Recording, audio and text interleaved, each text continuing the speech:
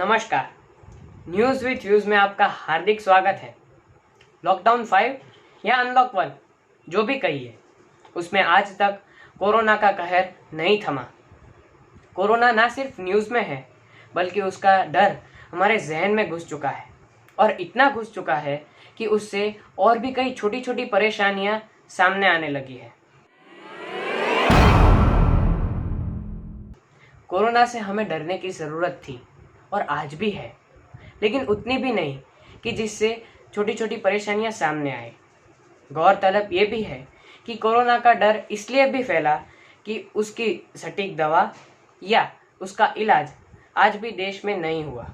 Corona से बचने के लिए देश में लॉकडाउन अनाउंस किया गया, लेकिन कोरोना देश में इतना फैल गया कि लॉकडाउन उसे आड़े ही नहीं आया। हाँ, हम मानते हैं कि लॉकडाउन का पालन हमने उतनी चुस्ती से नहीं किया, और ये भी मानते हैं कि प्रशासन ने लोगों की तकलीफ़ों को मद्देनज़र रखते हुए उतनी चुस्ती भी नहीं दिखाई। खैर, जो भी हो, देश में जब कोरोना के 500 केसेस थे तब लॉकडाउन अनाउंस किया, और जब 1.5 लाख केसेस हुए तो अनलॉक कर दिया, और आज कोरोना के केसेस की संख्या 3 लाख तक पहुंच चुकी है। देश की राजधानी दिल्ली और गुजरात के सबसे बड़े शहर अहमदाबाद की हालत तो और भी खराब है। दिल्ली के स्मशान पर मृतदेह इतने आ रहे हैं कि अंतिम संस्कार के लिए जगह नहीं मिल रही। दिल्ली के निगम बोध घाट पर 48 अंतिम संस्कार के लिए घाट हैं, लेकिन दिल्ली में 40 से 50 डेड बॉडीज रोज आती है। इसीलिए उसकी क्षमता से ज़्यादा वहाँ पर अंतिम संस्कार किए जाते हैं। और ऐसा ही कुछ हाल पंजाबी बाग क्रिमेशन ग्राउंड का है, जो कि कंप्लीट कोरोना ग्राउंड है। गुजरात के सबसे बड़े शहर यानी अहमदाबाद को दिल्ली से काफ़ी नज़दीक माना जा रहा है। अहमदाबाद पहले गुजरात के लिए कोरोना का हॉटस्पॉट माना जाता था, लेकिन अब कोरोना का डेथ स्पॉट माना जाता है। 100 में से 7 लोगों की जान अब जाती है, और अगर देखा जाए तो प्रति मिलियन 1797 लोग कोरोना से ग्रस्त हैं अहमदाबाद में। मुंबई में 3316 और चेन्नई में 3229। और अगर डेथ रेट की बात करें तो भी अहमदाबाद देश में सबसे आगे है, जो कि प्रति मिलियन 128, मुंबई में प्रति मिलियन 113 और दिल्ली में प्रति मिलियन 143 है। कोरोना की हालत चिंताजनक है, और उससे भी कई चिंताजनक हालत है देश की अर्थव्यवस्था की। अगर देश की अर्थव्यवस्था को देखें तो लोगों को बाहर निकलना भी जायज़ है और उनका काम करना भी, लेकिन उससे कई छोटी छोटी समस्याएं सामने आने लगी है। जैसे कि कई सोसाइटीज़ ने आज तक बाहर के लोगों के लिए अपना गेट नहीं खोला, मेहमानों के लिए नो एंट्री का बोर्ड लगा दिया, सब्जी वालों को अंदर नहीं आने दिया, और इसी के कारण सोसाइटी में झगड़े का माहौल शुरू होने लगा है।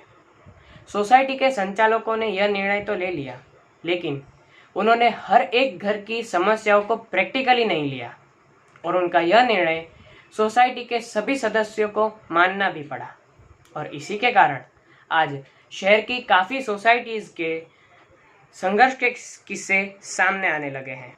अब ऐसा देखने में आया है कि लोग समझते कम है और रिएक्ट ज़्यादा करते हैं। सोसाइटी में अगर कोई व्यक्ति कोरोना से संक्रमित मिला तो काम वालों पर रोक लगा दी जाती है।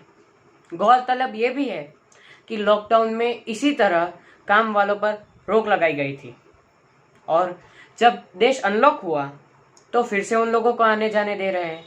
और इसी तरह कोई व्यक्ति को किसी ज़रूरी काम से अगर बाहर जाना पड़े, फिर उनको इन्फेक्शन लग जाता है।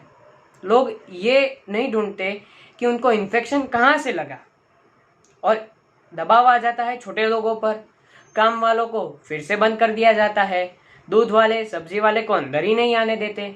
और अगर प्रैक्टिकली देखें तो इसकी सबसे बड़ी असर बड़ी इमारतों में रहने वाले लोगों पर होती है, और ख़ास करके महिलाओं पर, जो कि किसी छोटे से छोटे काम के लिए उनको सोसाइटी से बाहर निकलना पड़ता है।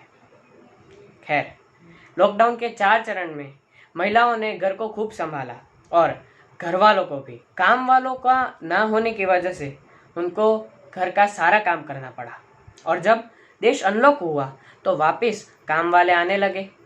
लेकिन जब ये नई समस्या आई तो फिर से महिलाओं को सारा घर का काम खुद करना पड़ा।